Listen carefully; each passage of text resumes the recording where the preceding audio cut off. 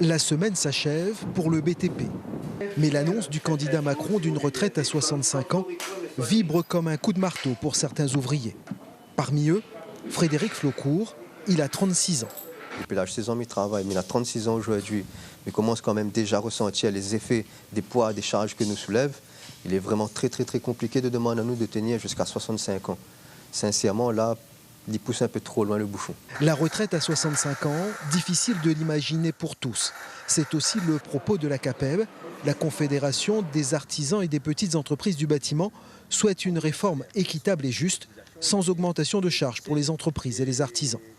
Le bâtiment, c'est un travail qui use, il y a de la pénibilité. Donc il faut un régime spécifique pour tout ce qui concerne la pénibilité, aussi bien dans le privé que pour les travailleurs indépendants et aussi les gens qui travaillent dans l'administration, parce qu'il y a des métiers qui sont pénibles. À la CGTR, réunion de travail ce matin autour des NAO et de la venue de Philippe Martinez, le secrétaire général national. La retraite à 65 ans n'est pas à l'ordre du jour. Normal, le syndicat a déjà dit son opposition à cette éventualité.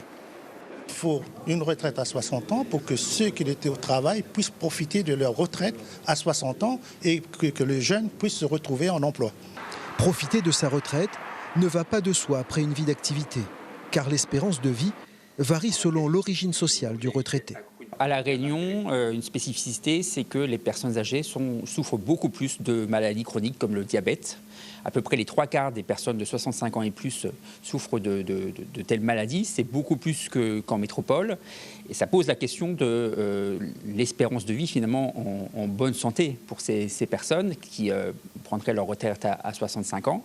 Elle est moindre à La Réunion. Elle est à peu près de 2 ans inférieure à ce qu'on observe en métropole.